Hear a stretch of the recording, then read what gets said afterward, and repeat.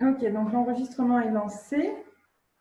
Bonjour à tous. Je vous retrouve aujourd'hui pour un sujet qui me tient particulièrement à cœur, qui est l'image de soi. Et je me représente, Séverine Tassu, je suis thérapeute holistique.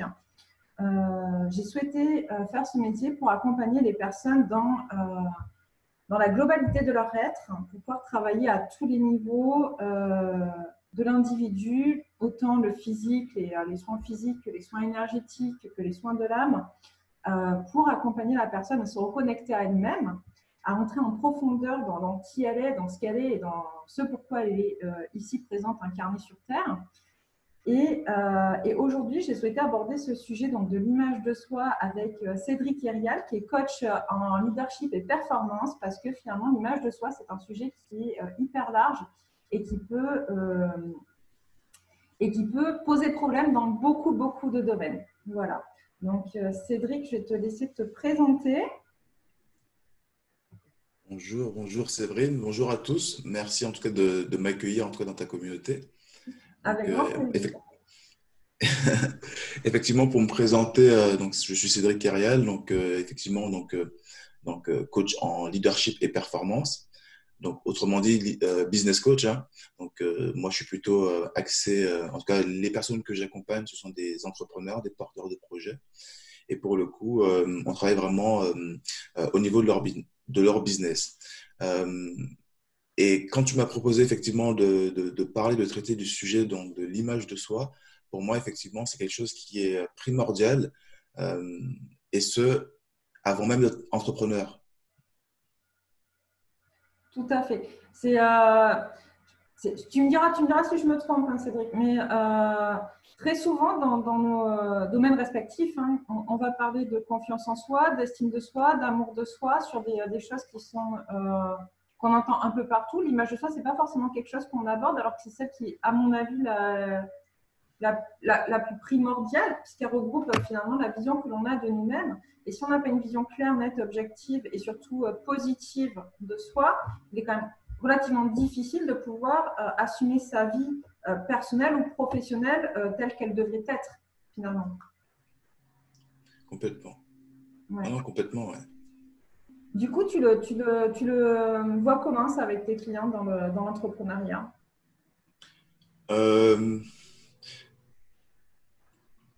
C'est vrai que moi, oui, il y a la notion où je peux le voir avec mes clients, mais avant ça, je pense que, encore une fois, dans l'être humain en lui-même, l'image de soi, c'est vraiment quelque chose qui se construit très jeune.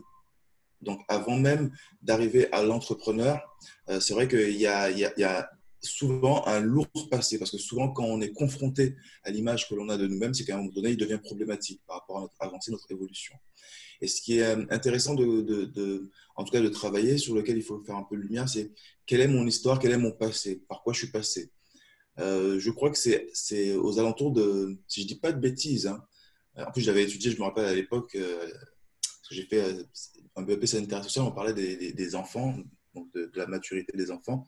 Je crois que c'est entre 3 mois et 18 mois où justement l'enfant commence à se reconnaître dans un miroir, commence vraiment à prendre acte de qui il est, qu'il n'est pas simplement, on va dire, un sous-sujet de sa maman. Et donc, c'est à partir de ce moment-là que l'estime de soi commence finalement à se faire propre. À la base, il est connecté à la maman et ensuite, il va devoir se faire par lui-même par rapport à ses réactions, par rapport aux réactions des autres liées à ses actions. Et donc, au final, ça va être tous ces curseurs qui vont faire qu'il va se rendre compte que dans certaines de ses actions, il va avoir un accueil des personnes qui seront ravies et vraiment très, très heureuses qu'il ait réagi d'une telle manière.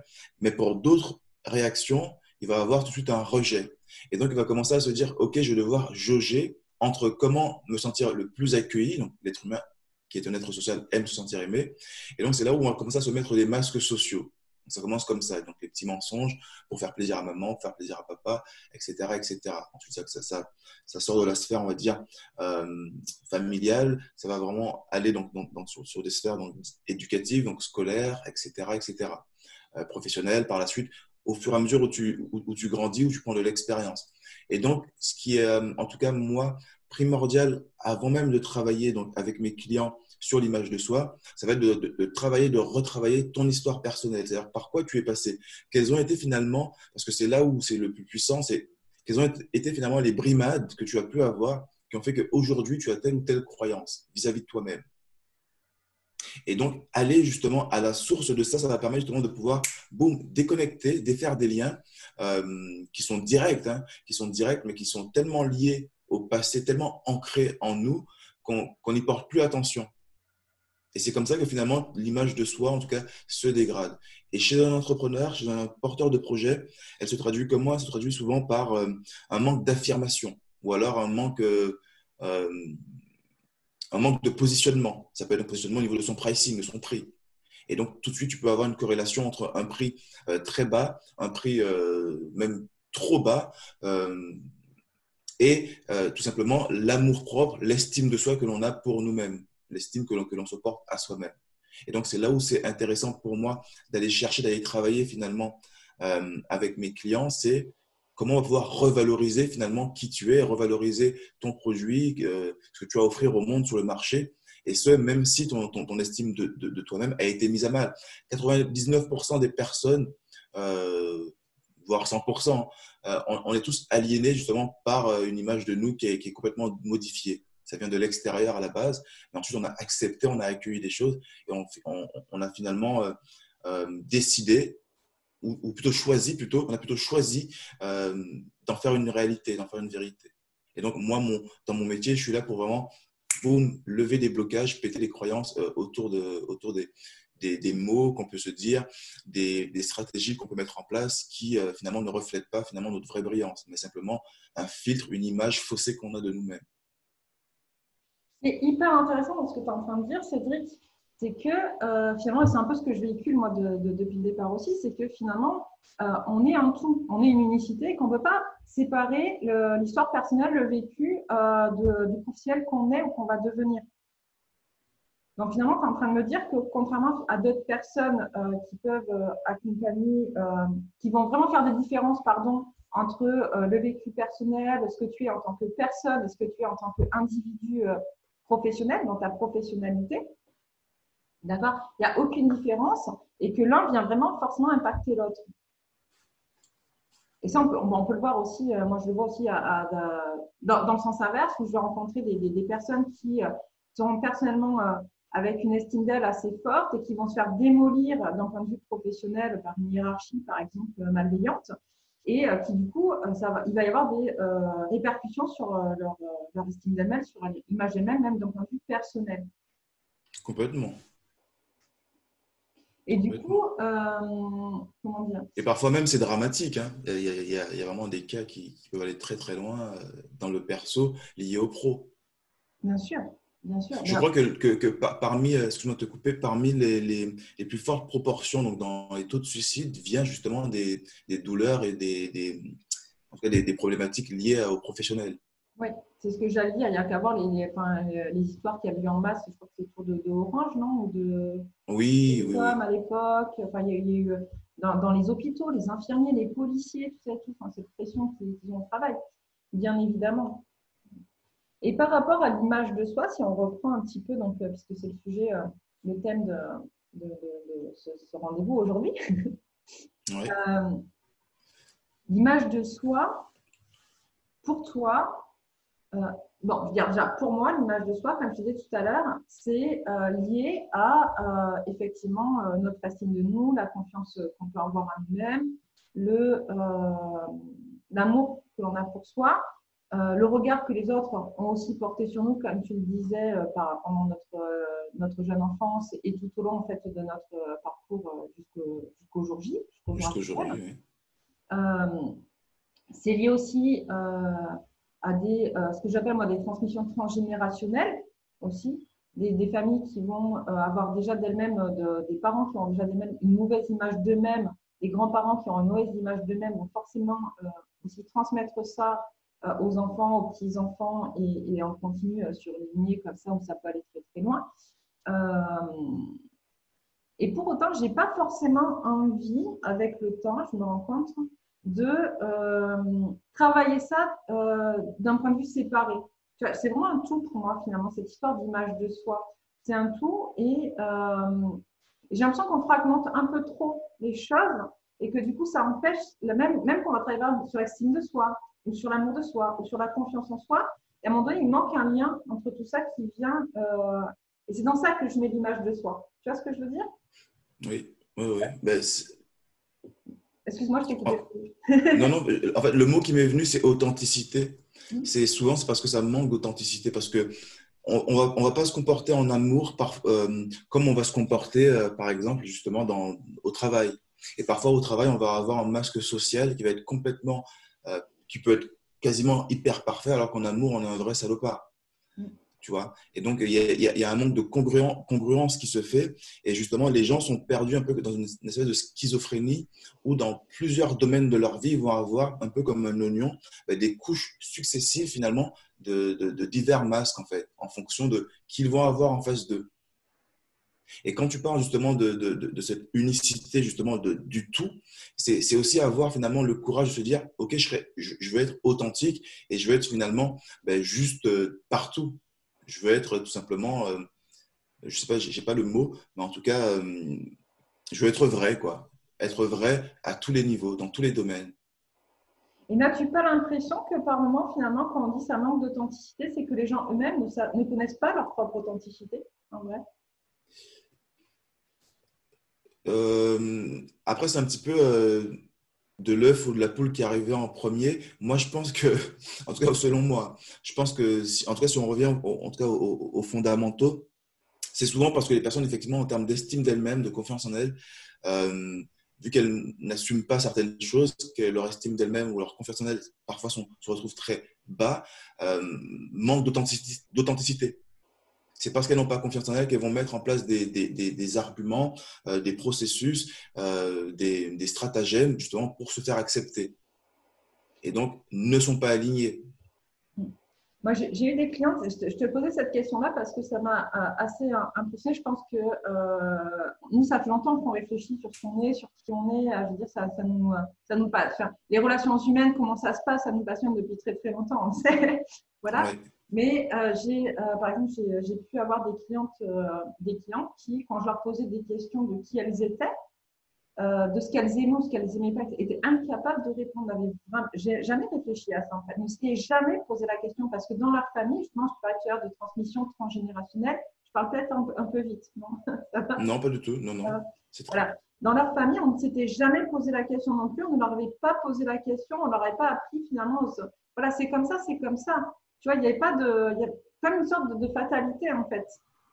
Et du coup, c'était jamais vraiment posé la question de quel masque je porte, est-ce que je suis authentique ou pas, est-ce que je suis vrai ou pas, est-ce que j'aime ce que je suis en train de faire ou pas, je le fais, c'est tout. Voilà, je le fais parce que je dois le faire, tu vois. Mais est-ce que j'aime mon métier, j'en sais rien.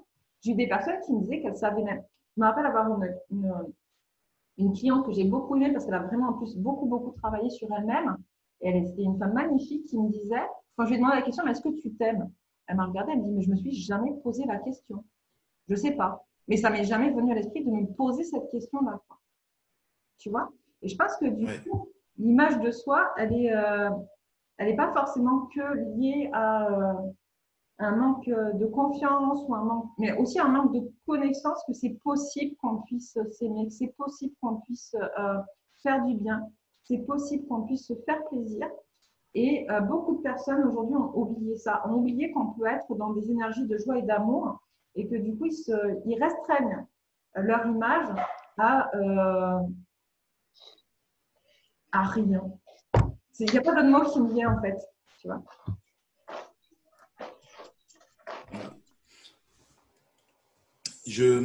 Moi, je sais qu'il y a une espèce de corrélation, tu sais, avec en tout cas la culture judéo-chrétienne. Donc, quand tu parles que ça vient de très loin, etc., c'est aussi ancré dans une certaine culture. Et donc, pour le coup, la culture judéo-chrétienne, c'est beaucoup donc, le péché, le pardon, les fautes, les fatalités. Et pour le coup, quand tu as été élevé comme ça, pas forcément, t'es pas forcément obligé d'être croyant. Mais je veux dire, avant d'être laïque, la France, par exemple, si on reste en France, c'est une culture, on va dire, judéo-chrétienne. À partir de là, la société met en place des dogmes, des croyances autour de ça. Donc, qui, à un moment donné, étaient dans l'État, enfin, étaient passés de l'Église à l'État. Enfin, voilà, il y a eu plein d'actions pour démêler les choses dans le temps. Mais à la base, voilà les racines. Et les racines, en fait, c'est très important de comprendre qu'elles sont très puissantes, même dans l'environnement futur, tant qu'elles ne sont pas justement décelées. Et, et souvent, les personnes, elles ne font que se mettre en accord avec justement le côté un petit peu je me flagelle parce que dans la culture judéo-chrétienne, ben, c'est bien d'être voilà, d'être dans ce côté un petit peu martyr, un petit peu à demander pardon. Et donc, tout naturellement, la plupart des personnes vont avoir ce type en tout cas, d'attitude. Et l'être humain, encore une fois, qu'un être social, pour pouvoir rentrer dans un groupe, il va avoir tendance aussi à suivre la masse. Un peu comme l'histoire du singe et du seau d'eau froide. Je ne sais pas si tu connais cette Ah, histoire. je ne connais pas celle-là. Donc, ils ont pris un groupe de singes, on va dire peut-être 5 singes. Je ne me rappelle plus des chiffres précisément, je suis sur le bateau. 5 singes. Donc, ils ont enfermé ils ont enfermé dans une cage et ils ont mis des bananes en haut. Et donc, ils les ont quelque part affamés, les singes. Donc, au bout de quelques heures, le premier singe, il monte à l'échelle pour aller chercher une banane. Chaque fois qu'il va pour tendre la main, un seau d'eau glacée lui est jeté. Il redescend et il n'y va plus. Un deuxième singe commence à sentir vraiment physiologiquement qu'il a très faim. Il monte, la même chose, et il descend et il n'y retourne plus. Les autres singes sont en train d'observer ça. Mais la faim commence à les tenailler. Donc, tu en as un troisième qui se dit, moi, je suis courageux, j'y vais. Il monte. Un jet d'eau glacée. Il redescend les frigorifiés. Mais il est un peu plus têtu que les autres. Il remonte. Un deuxième jet d'eau. Et au final, les 5 sont passés. Les 5 ont eu finalement cette douche froide. Et à un moment donné, ils vont extraire un singe. Ils vont le mettre ailleurs. Ils vont mettre un nouveau singe. Et chaque fois que le nouveau singe va sentir la faim, le tenailler va tenter de vouloir monter pour chercher des bananes, ben, il va avoir une espèce de bousculade, de violence des autres qui vont dire non, on n'y va pas. Donc physiquement, les autres singes vont retenir celui-ci. Physiquement, ils vont lui en empêcher, ils vont briser son ambition d'aller se nourrir. On va enlever un. Donc, il s'est fait tabasser, hein, concrètement. On va enlever un deuxième singe de ceux de la première expérience. Donc, du coup, il y a 2 nouveaux singes qui sont arrivés. Le premier qui s'est fait tabasser et un nouveau. Ce nouveau-là, il va faire la même chose. Au bout d'un moment, il va avoir faim. Il va se faire tabasser. À la fin de l'histoire, les 5 singes, ce sont que des nouveaux. Aucun n'a pris de douche froide, mais aucun n'est capable d'aller chercher des bananes. Ils sont tous terrorisés. Tu vois. Et donc, finalement, quand tu parlais d'épigénétique ou même de culture transgénérationnelle ou transculturelle qui descendent comme ça, il faut comprendre, encore une fois, la source, d'où vient finalement les blocages, les craintes, les peurs que je me suis construite. Pourquoi je me raconte cette histoire-là, alors qu'il y a tant d'autres histoires qui sont tout aussi vraies. C'est Et ça. donc, remonter à la source, effectivement. C'est remonter à la source, remonter à nos croyances aussi, parce que c'est nos croyances qui vont définir, voir d'où elles viennent, ces croyances-là. Comme on disait, est-ce que c'est, comme tu le disais, est-ce que ça vient de valeurs judéo-chrétiennes? Parce qu'aujourd'hui, je trouve quand même, c'est là où on se rend compte que l'histoire, elle a quand même vachement ancré de choses négatives ou positives. Hein, il y a des deux, mais là, puisqu'on parle de problèmes d'image de soi, on va dire négatives chez les gens, c'est qu'on a quand même énormément de personnes aujourd'hui qui sont plus forcément croyants, qui vont plus forcément à l'église, qui sont plus forcément croyants des textes bibliques, je parle judéo-chrétien, tu vois. Après, il y a plein d'autres croyances qui émergent et pourquoi pas, enfin, voilà, tout est juste. Mais, et pour autant, il y a encore ce poids de cette culture judéo-chrétienne et de tous ces textes bibliques qui pèsent énormément encore sur les gens et qui les empêchent d'avancer sans qu'ils se remettent forcément en question là-dessus. Je pense que se remettre en question, c'est toujours bon, mais c'est surtout la lecture qui est faite des textes.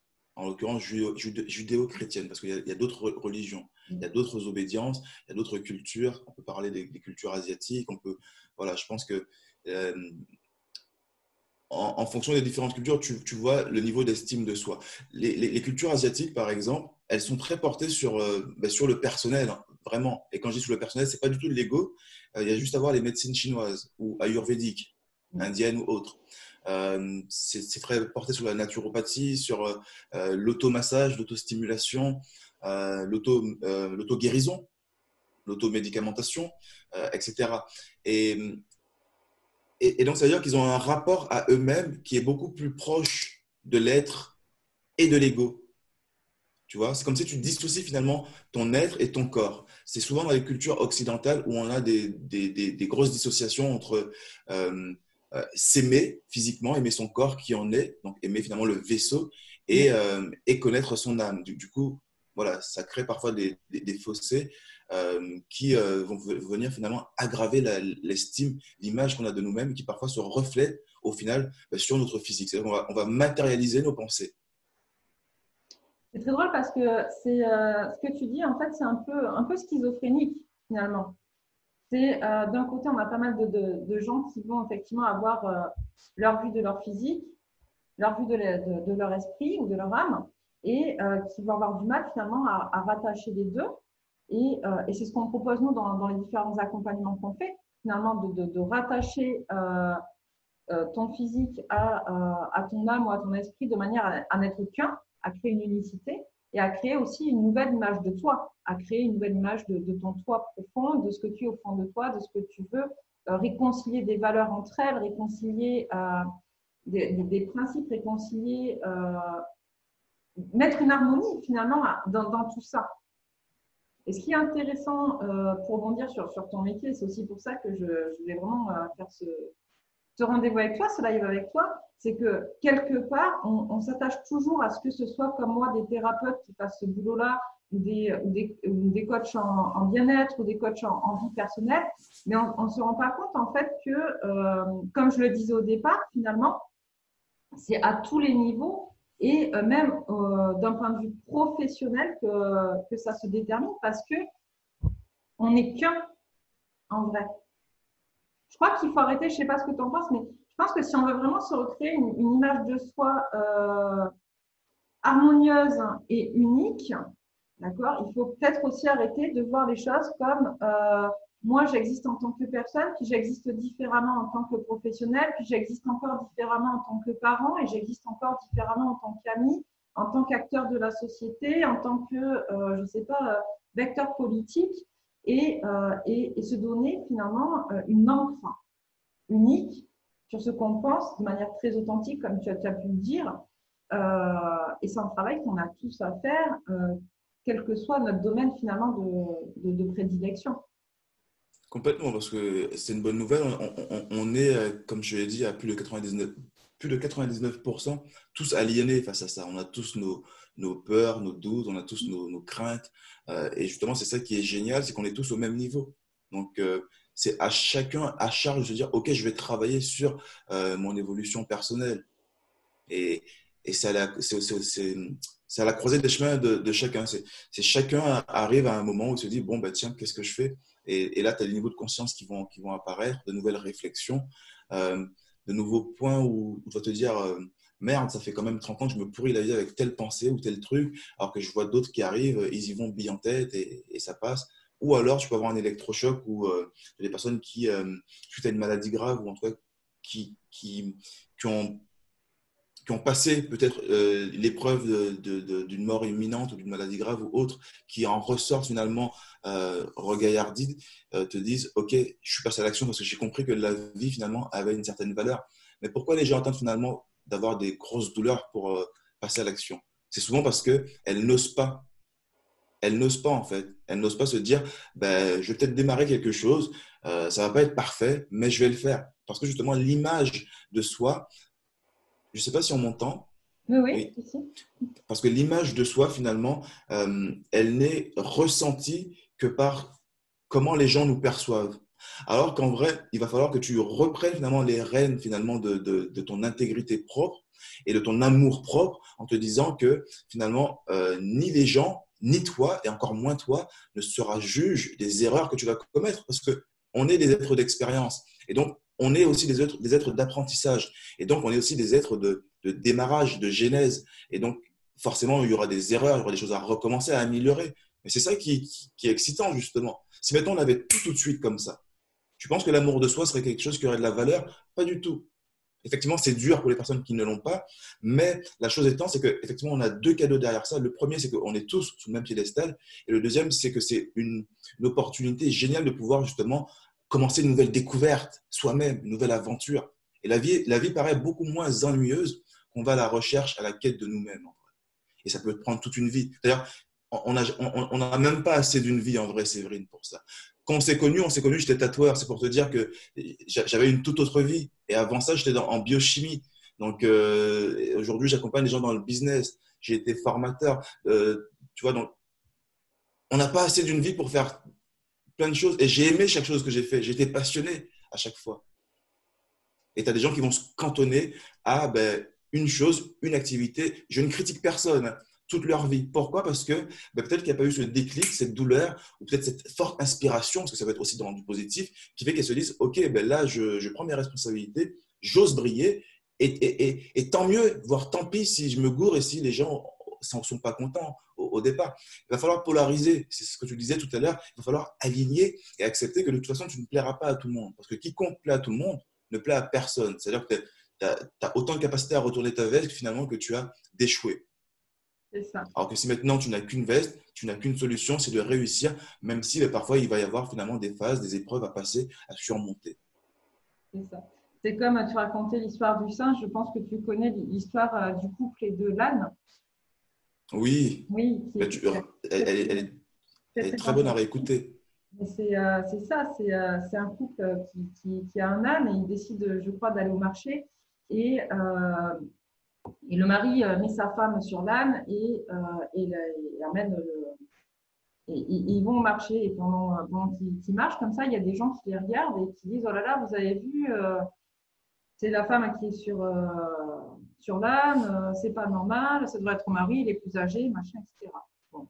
Au retour, ils font l'inverse. C'est le mari qui monte sur l'âne et c'est la femme qui ramène l'âne à la maison. Et puis sur le trajet, ils entendent: Oh là là, t'as vu, t'es abusé, le mari, il laisse sa femme marcher à pied à côté de l'âne, quand même, etc. Ça se fait pas. Bon. Ils refont un autre trajet quelques jours plus tard où tous les deux montent sur l'âne. Et du coup, ils entendent des gens qui disent: Oh là là, quand même, le pauvre âne, il supporte la charge des deux, ils ne se rendent pas compte à quel point c'est difficile pour l'âne, machin, etc. Bon. Et au retour, ils décident de porter l'âne. Et là, ils entendent pareil: Oh là là, mais qu'est-ce qu'ils font? Mais ils sont bêtes, pourquoi ils ne montent pas sur l'âne? Ça devrait être à l'âne de les porter. Bon. Deux Comme bandes quoi, d'idiots. finalement, quoi qu'on fasse, quoi qu'on décide de faire, il y aura toujours des gens pour critiquer. Mais c'est vrai, c'est tellement vrai.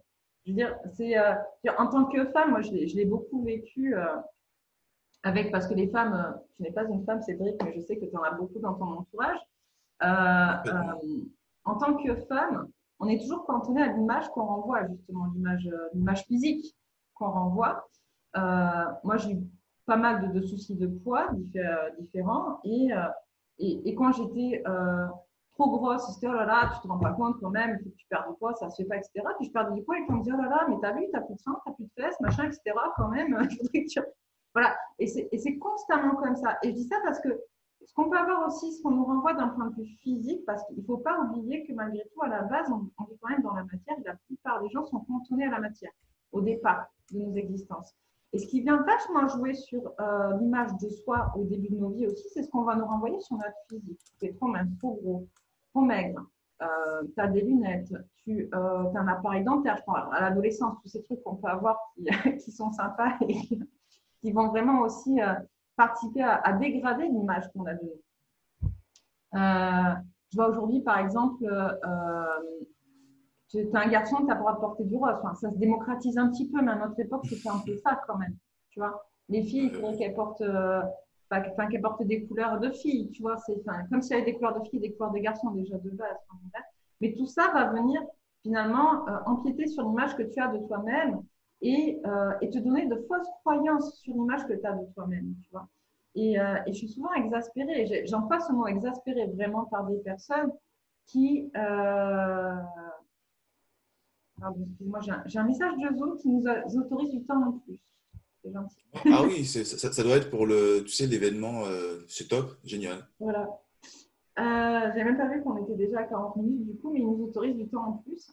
Et en fait, tout ça pour dire qu'au départ, tous ces trucs qui vont venir, en fait, qui vont nous être dits quand on est enfant, on va les prendre comme des vérités vraies. Et c'est pour ça aussi qu'on a du mal à remettre en question et qu'on a du mal à se positionner là-dessus. Parce qu'on l'a vraiment intégré comme étant vrai. Tu vois, j'ai plein de clients, par exemple, qui me disent des choses sur eux où je vois, par exemple, dans leur boulot, ils vont être dans un boulot, parce qu'on parlait de professionnels, et ils ont une image type du rôle qu'ils doivent tenir. Ils doivent rentrer dans cette image. Ils vont se cantonner à l'image à laquelle ils doivent correspondre parce qu'ils ont l'impression que c'est ce qu'on attend d'eux dans ce travail-là. Okay, ils vont essayer, je pense notamment à des gens qui sont dans des rôles hiérarchiques un peu élevés, d'accord, et qui vont être par exemple agressifs ou qui vont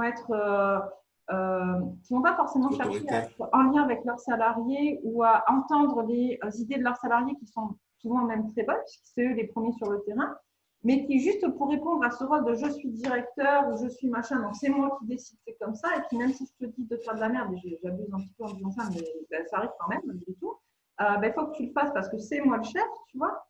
Rien que ça, l'image, tu vois à quel point elle est dégradée. Et je pense c'est pour ça, j'en reviens, je me suis un peu perdue parce que tu me connais, je pars un peu dans tous les sens. Mais quand on parlait tout à l'heure d'uniciser l'image de soi et de ne plus avoir cette image professionnelle, personnelle, papa, maman, enfant d'eux, ami d'eux, machin, etc. Je pense qu'à un moment donné, c'est effectivement être en accord complet sur l'image de soi, redéfinir l'image que l'on veut avoir de soi. Parce qu'on a beau dire, on peut changer l'image que l'on a de soi.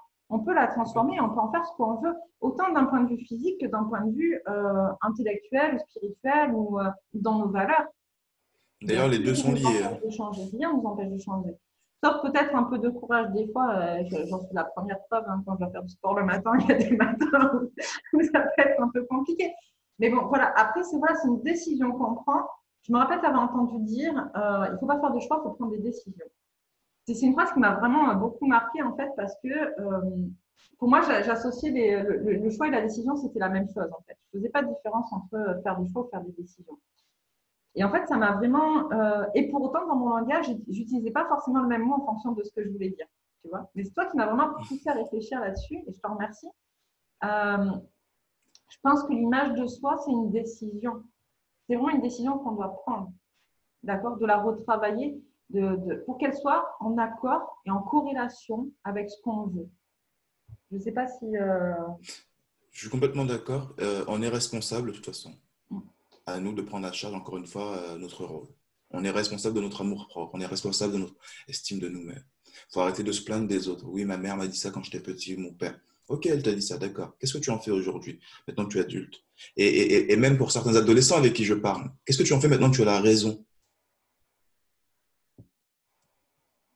c'est ça. Je pense que c'est une autre notion qui a travaillé. Enfin, moi, j'ai travaillé aussi sur mon groupe hein, dans pas très longtemps, cette notion de responsabilité. Je pense qu'on est dans un monde, une société qui nous déresponsabilise depuis trop longtemps dans beaucoup de choses. Et du coup, les gens ne sont même plus responsables d'eux-mêmes. Et effectivement, il y a énormément de personnes qui vont constamment rejeter la faute sur les autres à tous les niveaux de leur vie. Et ces gens-là, ils ne peuvent pas avancer tant qu'ils n'ont pas compris qu'ils sont eux-mêmes acteurs et créateurs de leur vie. De la même manière qu'ils sont créateurs et responsables de leur image, et responsables de ce qu'ils véhiculent, et responsables de ce qu'ils disent. Et il faut assumer à un moment donné ce qu'on veut. Et où on décide. Et c'est un choix et c'est OK. Comme tu dis, hein, c'est OK. Chacun fait ses choix, tout est juste. Moi, je pars du principe que tout est juste. Donc, où tu décides effectivement de rester dans ton rôle de victime, mais tu restes dans ton rôle de victime dans ton coin, d'accord, et tu arrêtes un petit peu comment dire, d'essayer de grappiller l'énergie autour de toi, parce que c'est vachement énergivore quand même pour les autres. En général, c'est en critiquant qu'ils le font. Oui, en critique, ou en se plaignant aussi beaucoup. Moi, j'ai beaucoup de gens qui sont dans le rôle de victime et qui passent leur temps à se plaindre. Et à un moment donné, ben, stop. Tu peux te plaindre à un moment donné. Moi, j'aime bien me plaindre aussi. Ça me permet d'évacuer des trucs, tu vois. Mais puis, il faut que ça s'arrête et puis passer à l'action. Enfin, tu ne peux pas passer 100 ans à te plaindre, quoi, tu vois. Se plaindre, c'est se critiquer soi-même. Ah, ça, je ne connaissais pas cette phrase, tiens. Donc les gens, ils passent leur temps à critiquer, en général, soit à l'extérieur, soit à l'intérieur. Et d'ailleurs, c'est ce que j'expliquais, enfin, on en avait parlé. Je disais que quand tu es dans certaines appréhensions qui vont être liées à l'externe, Mm. qu'est-ce que j'attends autour de moi, qu'est-ce qui va se passer quand tu es un petit peu dans une phase d'enfant ou d'adolescent, je dirais, euh, tu attends de l'extérieur, c'est une attente que tu as finalement. Alors que quand ça vient de l'interne, finalement, c'est un engagement. Ouais. Tu vois, quand tu attends de l'extérieur, c'est une attente. Quand tu attends de l'intérieur, c'est un engagement, justement. Et c'est là Mm. où tu deviens adulte, et là, c'est la responsabilité qui est mise en place. Donc, Ouais. comprendre aussi qu'il y a une certaine maturité, même nous, en tant qu'adultes, présentement, à se dire, OK, mais dans quelle phase, finalement, je suis dans mon évolution? Est-ce que je suis encore un homme ou une femme enfant, un homme ou une femme adolescent, un homme ou une femme homme ou femme, un homme ou une femme sage? Parce que euh, pour moi, je donne encore de la valeur aux personnes âgées, aux personnes qui ont de l'expérience, qui ont du vécu. Ça devient des sages à un moment donné. Un peu comme des mentors ou des coachs, tu peux te faire accompagner par ces personnes-là parce qu'elles vont te permettre d'avoir des raccourcis. Parce que quand tu regardes la plupart des personnes âgées, elles sont beaucoup plus décomplexées que dans leur jeunesse, hein. Elles ont compris qu'à un moment donné, il faut s'aligner. C'est ça. C'est Sauf que nous, on va complètement. perdre 40 ans de notre vie à vouloir faire plaisir aux autres, alors qu'elles, elles l'ont compris. Et parmi les regrets qu'elles vont te dire sur leur lit de mort, c'est de ne pas avoir osé être moi-même. Souvent, ça revient, ça. Ne pas avoir osé me lancer. Ne pas avoir conservé mes vrais amis. Parce que parfois, on va vouloir changer certains amis parce qu'on est en train de changer peut-être d'état d'esprit, parce qu'on a peur, parce qu'on n'ose pas. Parfois parce qu'on a peur d'aimer. On peut quitter un ami ou un conjoint parce qu'on a peur de lâcher prise Ouais. Ça, le fait aussi de ne pas avoir osé s'assumer en tant que personne, de ne pas avoir osé dire ce qu'il pensait. en tant Avoir qu'adulte. subi, avoir accepté de subir. Moi, j'ai souvent entendu ça aussi. J'ai accepté de subir des choses.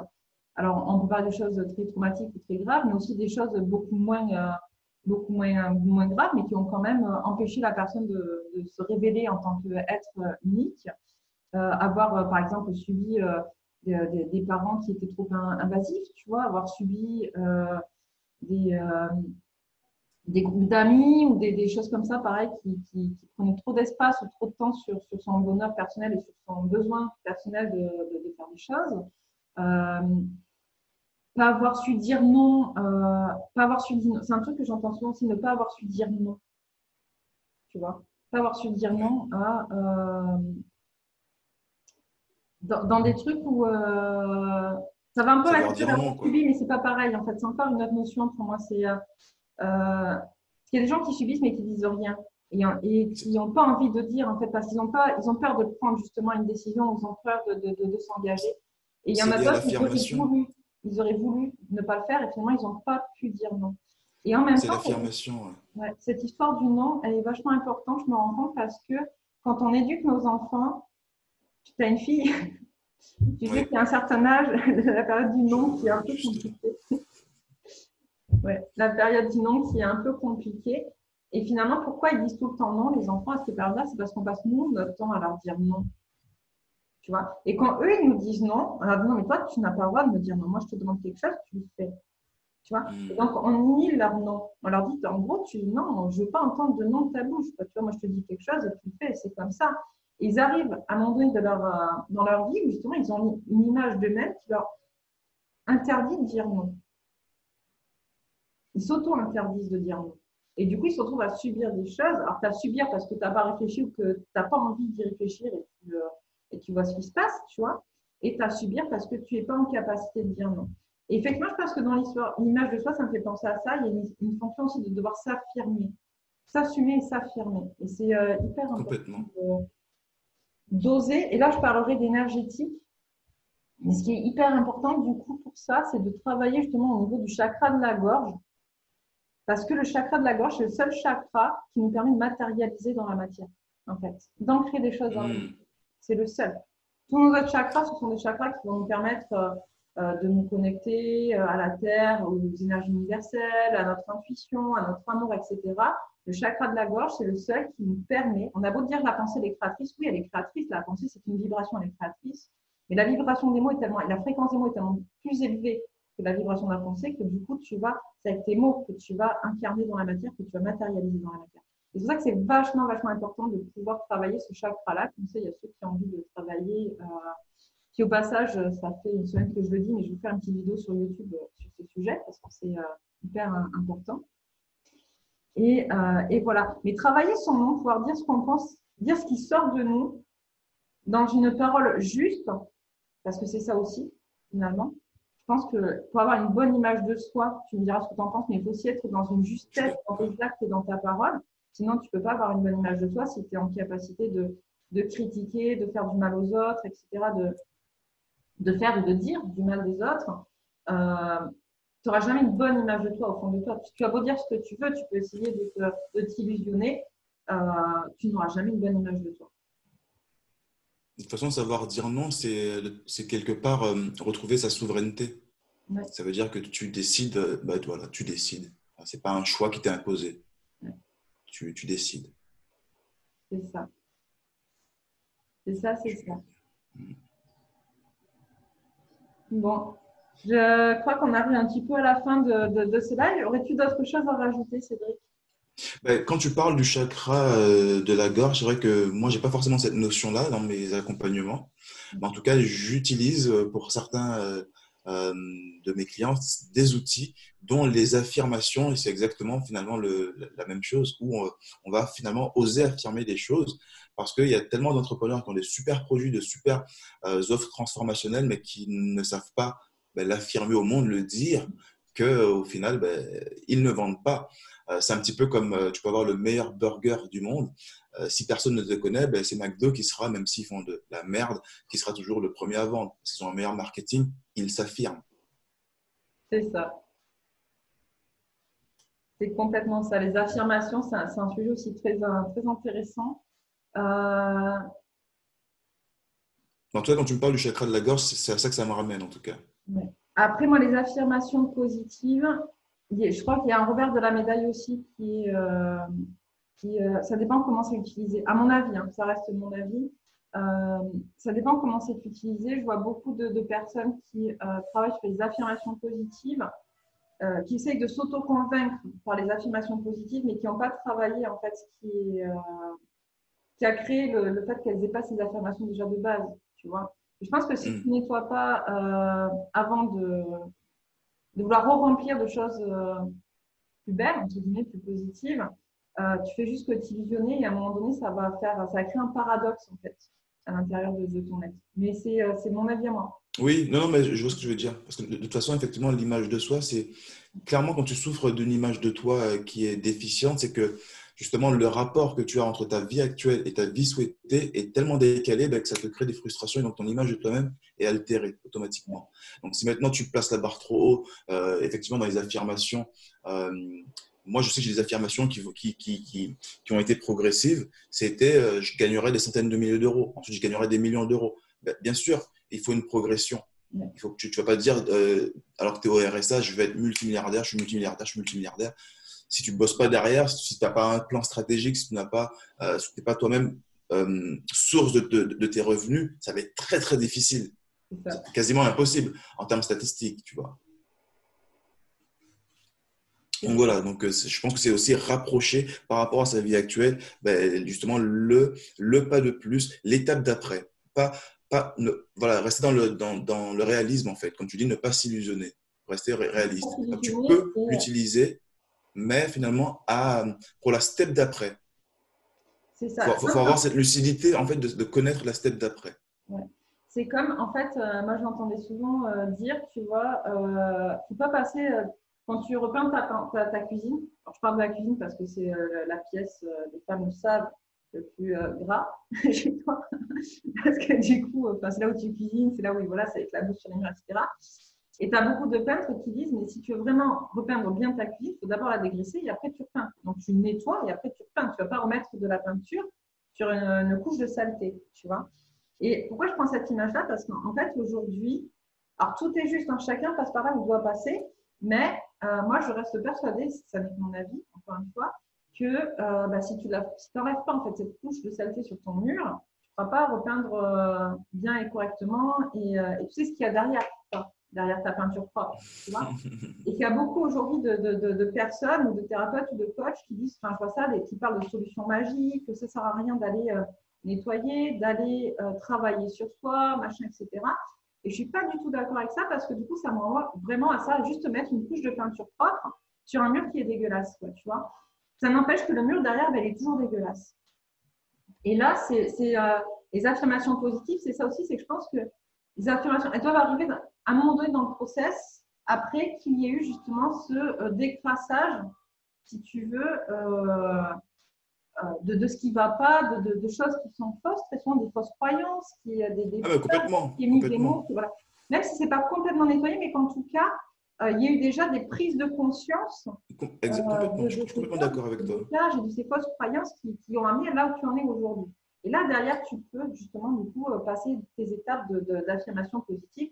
Et effectivement, comme tu disais, par étapes, parce que du coup, moi, j'entends aussi beaucoup de personnes qui parlent, tu parlais d'argent, et puis c'est ton domaine, qui parlent de loi de l'abondance, de loi de l'attraction, d'accord, qui oublie qu'en fait, dans les lois de l'univers, il n'y en a pas qu'une, hein, il y en a 14 en plus, je crois, d'accord. Donc, il n'y a pas que la loi de l'attraction. Au passage, c'est peut-être pour ça que des fois, ça ne marche pas. Les gens me disent, ouais, ça ne marche pas. Mais oui, mais en fait, parce qu'il y a tout un truc en fait, à respecter en vrai, ou à prendre conscience, à conscientiser, en tout cas, si on veut passer par l'énergétique. Et quand on entend des personnes qui disent, oui, mais moi, je crois justement que je vais gagner à l'euro million, pourquoi il y en a très peu qui gagnent? Parce qu'en fait, l'argent renvoie à des peurs, et si tu n'as pas nettoyé tes peurs de l'argent, ben, tu ne pourras jamais gagner de l'argent. En fait, on en est là. Et je pense que ça, tu en as conscience aussi dans ton boulot. Tu en parlais hier soir, si mes souvenirs sont bons, dans ton super challenge d'ailleurs. En même temps, s'il y en a qui veulent découvrir Cédric Erial, il a des super challenges à proposer et qui mettent vraiment un niveau et qui donnent beaucoup. Donc, allez-y sur son. Je vous mettrai le lien. Je peux mettre le lien de ton groupe sous la vidéo. Avec plaisir et merci de partager. Avec plaisir. Je mettrai le lien de Cédric sous la vidéo. Euh, il pousse vraiment, vraiment à des niveaux assez high. Donc, tout ça pour dire que tu dois le voir, toi, avec les clients que tu accompagnes justement sur les entreprises, dans l'entrepreneuriat. C'est qu'à un moment donné, et moi-même, j'étais là-dedans au tout début, je m'en rappelle très bien, qu'à un moment donné, tu as envie de gagner de l'argent, mais en même temps, l'argent t'envoie tellement des choses négatives que du coup, tu ne peux pas en gagner. Tu te bloques tout seul, en vrai. Complètement. Ça rejoint, je suis d'accord avec toi, je suis clairement d'accord avec toi, il faut nettoyer et surtout quand tu parles de prise de conscience, et c'est là où on va se rejoindre, c'est que effectivement les affirmations que tu vas mettre en place sont tout simplement liées à tes prises de conscience actuelles. Tu n'es pas dans le fake, dans l'imaginaire, c'est parce que tu as au moins réfléchi à tes points bloquants pour savoir qu'est-ce que je vais devoir affirmer justement pour faire sauter en tout cas, c'est point butoir. Ouais. Donc, si tu n'as pas pris conscience finalement de ce que tu ne sais pas, tu ne sais pas ce que tu ne sais pas, tu n'avances pas. Il va falloir que tu saches ce que tu ne sais pas à un moment donné. Et donc, effectivement, il y a cette prise de conscience, ce nettoyage, comme tu dis, ce dégraissage, pour ensuite se dire, OK, en face, quel produit, entre guillemets, je vais pouvoir adapter. Une fois que j'ai dégraissé, peut-être qu'il va falloir mettre, j'ai une bêtise, euh, une sous-couche peut-être de quelque chose. Donc, ça peut être les affirmations avant d'y apposer la peinture. Donc, mon affirmation matérialisée, qui je suis, mon nouveau moi. C'est ça. Et comme je pense aussi, je pense que la prise de conscience, elle n'est pas suffisante. La prise de conscience, pour moi, c'est une première étape. C'est la partie. Très souvent, quand je parle à mes clients et quand je parle avec les gens de manière générale, de toute manière, je dis, tu as la théorie et tu as la pratique. Et entre les deux, c'est pas un fossé, c'est un canyon, en général. C'est la prise de conscience, c'est la théorie, tu vois. Et conscientiser, pour moi, c'est passer à la pratique. C'est-à-dire qu'à un moment donné, tu peux avoir pris conscience de certaines choses. Il faut que tu l'incarnes dans toutes tes cellules. Il faut vraiment que toutes ces cellules s'imprègnent de cette prise de conscience pour que tu puisses le conscientiser et passer à l'étape supérieure dans la matière, physiquement, passer à l'action et l'incarner. Parce qu'on est vraiment ça dans incarner ce qui est. Incarner ta prise de conscience. Et ça peut prendre un peu de temps. Et c'est juste, il faut se laisser le temps aussi de pouvoir justement faire ce chemin à l'intérieur de ton corps, à l'intérieur de ton âme, à l'intérieur de tes cellules, pour que tu puisses passer en action, conscientiser les choses et avancer à l'étape d'après. Parce qu'en fait, la vie, c'est ça, c'est étape après étape, étape après étape. Et tu es obligé de passer par là. Enfin, c'est ce qu'il souhaite. Hein. Mais si tu veux avancer, en tout cas, tu es obligé de passer par là.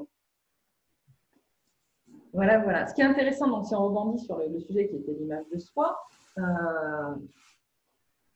c'est quand même, comment dire, encore une fois, vous pouvez espérer avoir beaucoup de choses dans votre vie, avoir beaucoup d'argent, avoir une vie de famille harmonieuse, avoir,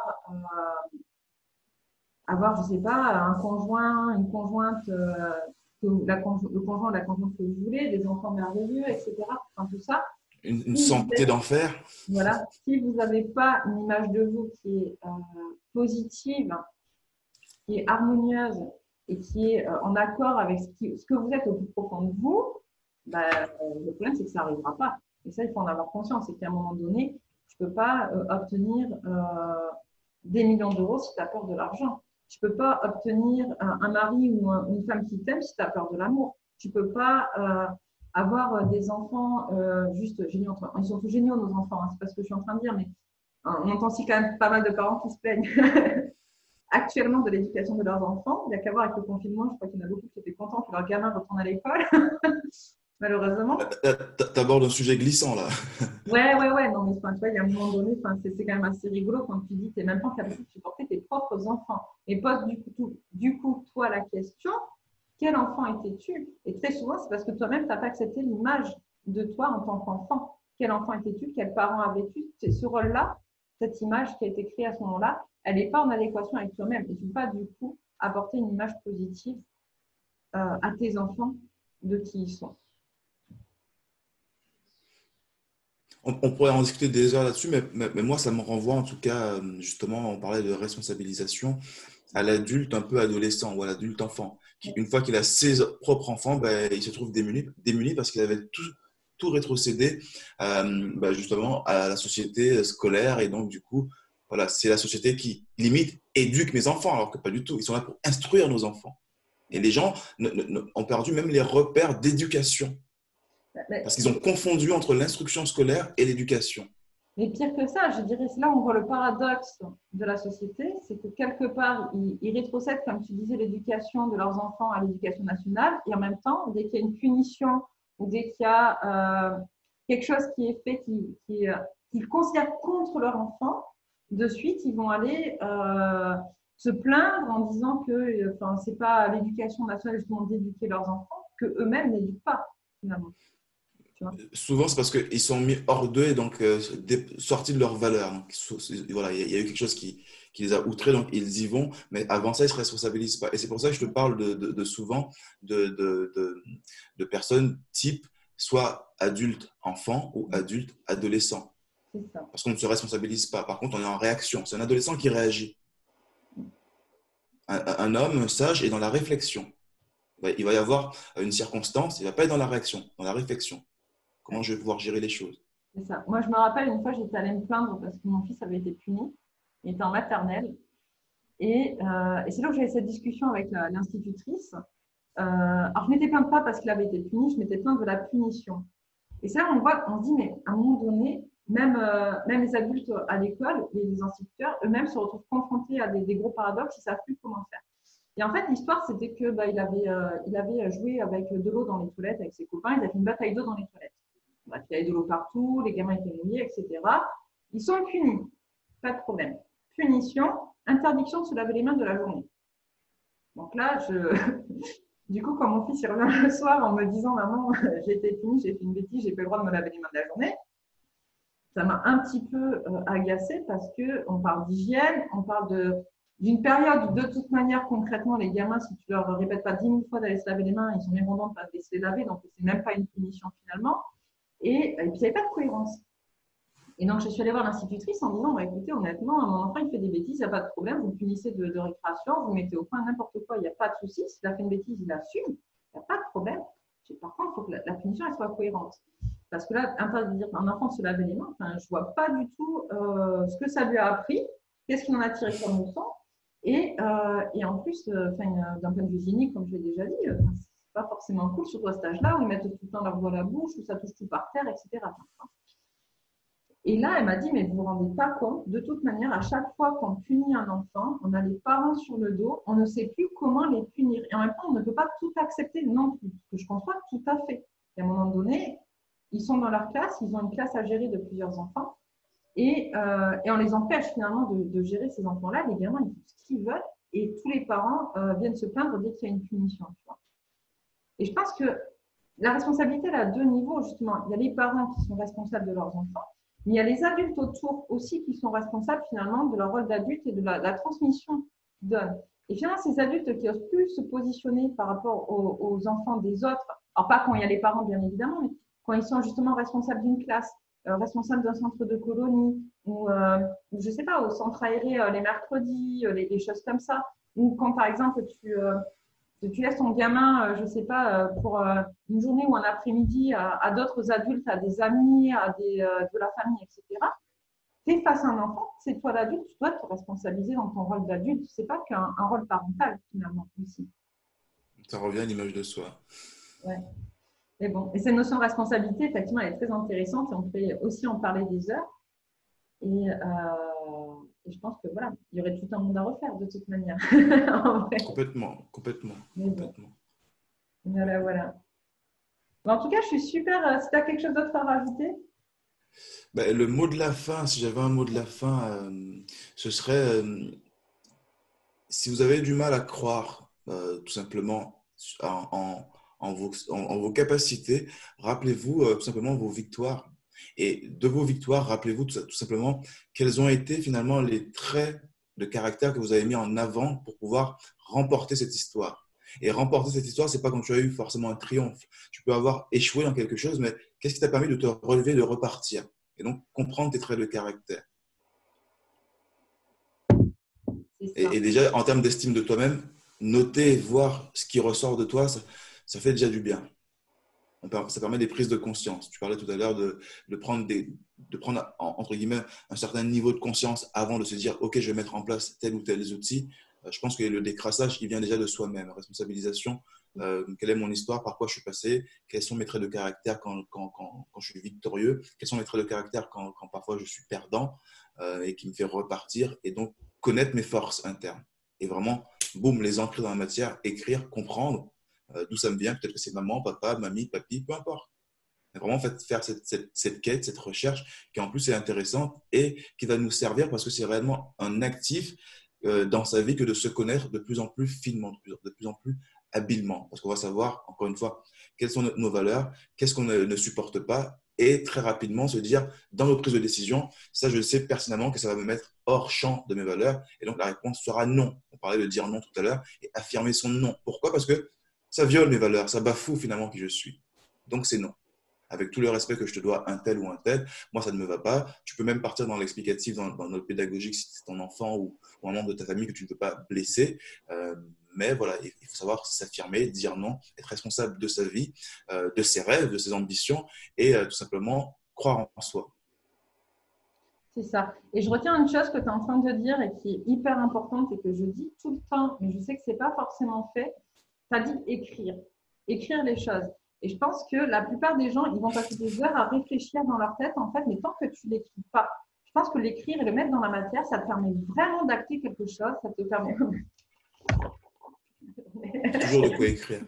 Ça te permet vraiment d'acter quelque chose, ça te permet vraiment de te poser réellement. Parce que tant que tu es dans tes pensées, finalement, tu as 30 millions de pensées qui viennent aussi parasiter. À partir du moment où tu focalises en écrivant sur une feuille, tu es tellement concentré que vraiment, en plus, ça va beaucoup plus vite parce que c'est beaucoup plus aligné. Il y a quelque chose qui se met en place de l'ordre d'un plan, d'une stratégie en fait, qui va découler toute seule. Je ne sais même pas d'où des fois. Ainsi, Ah, voilà. tu parlais de vibration tout à l'heure. Il faut savoir que l'écriture aussi a un champ vibratoire. Hein. Le fait d'ancrer les choses, en plus, c'est dans la matière. J'ai été tatoueur, donc c'est indélébile. Donc, tu l'as vu, ta conscience, ton inconscience l'a perçu, ça y est, ça fait partie de ta vie dorénavant. Donc, tant que tu diras, je veux 1 million, entre guillemets, mais que tu ne l'as pas écrit, ça ne fait toujours pas partie de ta vie. Ce ne sont que des pensées. On parle d'1 million, on peut parler d'autre chose. Hein. Parce que je reprends l'exemple que tu as donné tout à l'heure. Ouais. Donc, écrire, c'est le premier pas, en fait. Quand tu ne sais pas par où commencer, ben, écris. Voilà. Écris, je ne sais pas par où commencer. C'est complètement ça. Et moi, pour le mot de la fin, ce que j'aurais souhaité dire, ça m'est venu tout à l'heure. Je réfléchissais à. Alors, c'est très con, hein, je réfléchissais à Harry Potter. Je ne sais pas pourquoi, parce que moi, il y a des trucs qui me viennent comme ça des fois. Je réfléchissais à Harry Potter et je me disais, mais finalement, s'il n'y avait pas eu Voldemort, il n'y aurait pas eu Harry C'est Potter. Tu vois? c'est clair. Et donc, et du coup, m'est venu en tête que finalement, on parle tout le temps de l'ombre ou des choses négatives comme étant juste horribles et blablabla, blablabla. Mais finalement, c'est grâce à l'ombre que naît la lumière. Tu vois, c'est grâce à l'ombre, c'est grâce à tout ce qu'on a vécu qu'on va pouvoir révéler notre plein potentiel. Et si on n'avait pas vécu tout ce qu'on avait vécu et qui vient saboter notre image de nous, qui vient saboter l'image qu'on a de soi, on ne pourrait pas être qui on est et on ne pourrait pas avoir ce potentiel énorme à l'intérieur de nous parce que du coup, c'est par ça qu'on va expérimenter, qu'on va pouvoir se voir si on est en capacité, parce qu'on est tous en capacité de se relever, de pouvoir rebondir, etc. Mais c'est en l'expérimentant et en vivant qu'on le sait. Et très souvent, au lieu de se servir de ces forces négatives ou de ces situations négatives, traumatiques, etc., comme des tremplins, on va s'en servir comme finalement une pelle où tu vas aller poser ta tombe. Tu vois. Et c'est hyper important vraiment de prendre conscience que c'est grâce à l'ombre que naît la lumière et c'est grâce à l'ombre que vous avez le potentiel que vous avez. Et j'ai envie de vous dire, chérissez vos ombres, aimez-les, parce que c'est elles qui font ce que vous êtes au final. Voilà, voilà. Cédric, je En te tout cas, remercie merci. Hein. beaucoup de ton intervention. Ça a été super intéressant. En tout cas, moi, j'ai beaucoup aimé partager ce moment avec toi. Merci à toi hein, pour Avec grand l'invitation. plaisir. Mais vraiment, merci. Avec très, très grand plaisir. Merci au présent que je vois, mais la voix silencieuse. Et bien, écoute, je te dis à très bientôt en tout cas pour la suite moi, de ton challenge que je vais continuer à suivre voilà, jusqu'à la fin. Hein. Et puis, écoute, passe une excellente journée. Passez tous une excellente À toi de journée. même. Merci à vous deux. Merci. Au revoir. Au revoir. Merci. Coucou. Bonne journée. À toi aussi. Merci.